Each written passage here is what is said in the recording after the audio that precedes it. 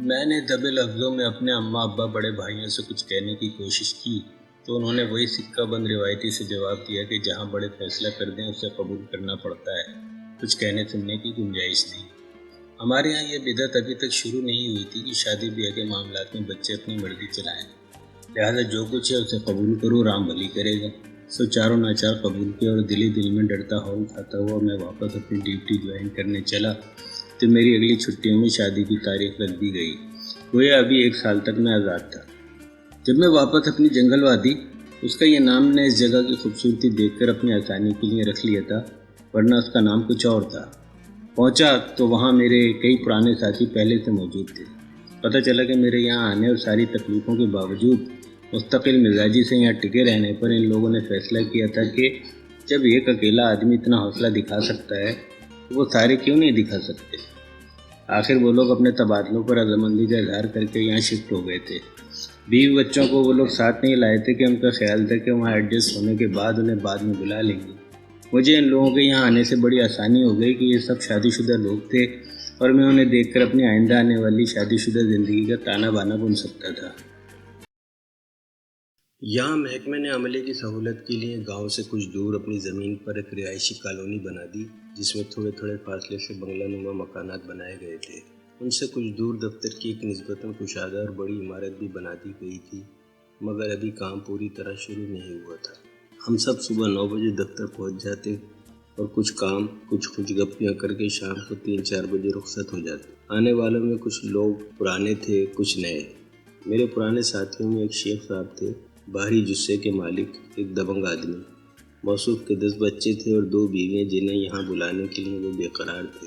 ایک سلیم میاں تھے، کھانے پینے کے شوقین، نان اسٹاپ پان سے شوق فرماتے تھے اور اکثر بات کرتے ہوئے سامنے والے پر چھینٹے اڑاتے تھے۔ انہیں گلہ تھا کہ یہاں ان کی پسند کی کوئی چیز نہیں ملتی، کھانا بھی خود پکانا پڑتا ہے، حالات بہتر ہو تو وہ گھر والوں کو بلائیں اور چین کی بنسی بجائیں۔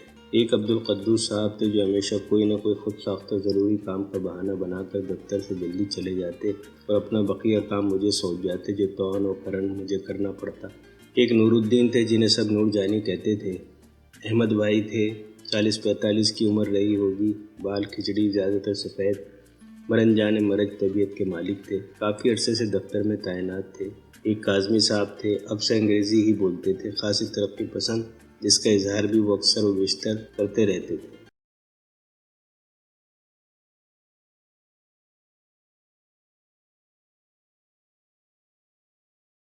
ان کے علاوہ رحیم اللہ تھے جو ہاتھ میں ہر وقت تسبیح رکھتے تھے اور اکثر کوئی وظیفہ پڑھتے نظر آتے تھے۔ ایک شرافت بھائی تھے، نام تو ان کا شرافت تھا لیکن وہ اپنی شرافت سے کم ہی کام لیتے تھے۔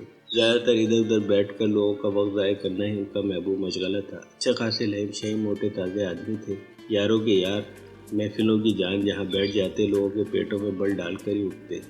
ہمارے انچارج بیگ صاحب ابھی نہیں آئے تھے مگر ان کی سیکریٹری مس ڈسوزا یہاں آ گئی تھی۔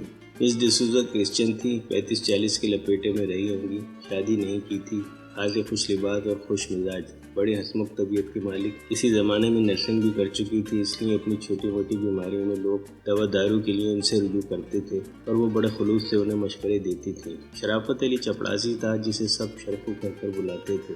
گلاب خان جو چوکیداری کے فرائض انجام دیتا تھا۔ ان کے علاوہ 2-3 اور لوگ تھے جن سے میں واقف نہیں ہو سکا تھا۔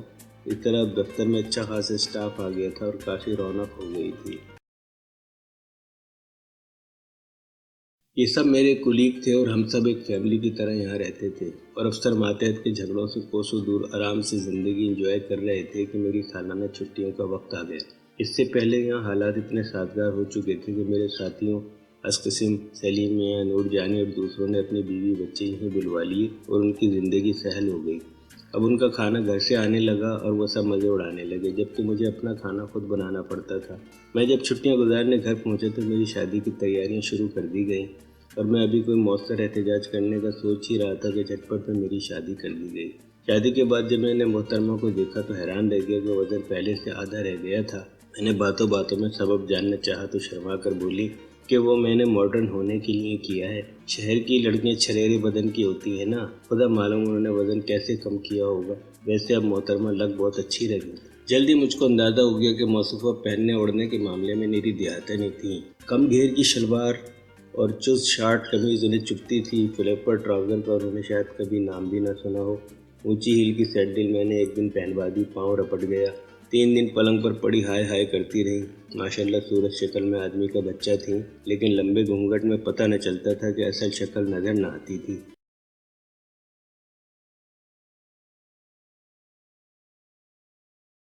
میں سخت پریشان ہوا کہ یا الہی کیا کروں۔ والدین کا اصرار تھا کہ بہو کو اپنے ساتھ فارس لے جاؤ، لیکن کیسے لے کر جاتا؟ میں اپنے ہم منصبوں کی بیوی اپنی آنکھوں سے دیکھ کر آ رہا تھا۔ شیخ صاحب کی چھوٹی بیگم کو میں نے خود دیکھا تھا، منی ساڑی باندھے جب وہ محفل میں کھڑی ہو کر فر انگریزی بولتی تھی تو لوگ مروب ہو جاتے تھے، اور شیخ صاحب گردن اکڑا کر مسکراتے رہتے، حالانکہ پلے ان کے بھی کچھ نہ پڑتا۔ مگر بیوی تو ماڈرن تھیں۔ سلیم میاں کی بیوی کسی عورتوں کی تنظیم کی عہدیدار تھیں۔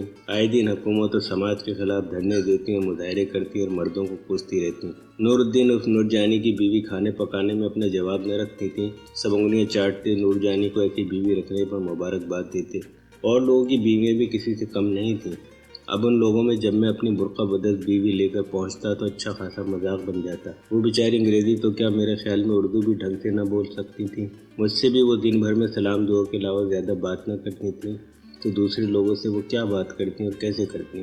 میں یہ سوچ کر ہی لرز اٹھتا تھا اور دل میں کانپ رہا تھا کہ اب ان لوگوں کو سامنا کیسے کروں گا کہ میں چلتے وقت سب لوگوں کو یہ مزہ سنا آیا تھا کہ شادی کرنے جا رہا ہوں۔ سب نے ایڈوانس میں بہت سے تحائف ساتھ کر دیے تھے کہ بھابھی تک پہنچا دیے جائے۔ ان کا شادی میں شریک ہونا شاید ممکن نہ ہو کہ سب کو ایک مناسب وقت درکار تھا۔ اب وہ انگریزی چٹ لگے تحائف الگ رکھے تھے کہ وہ انگریزی سے نابلد تھیں۔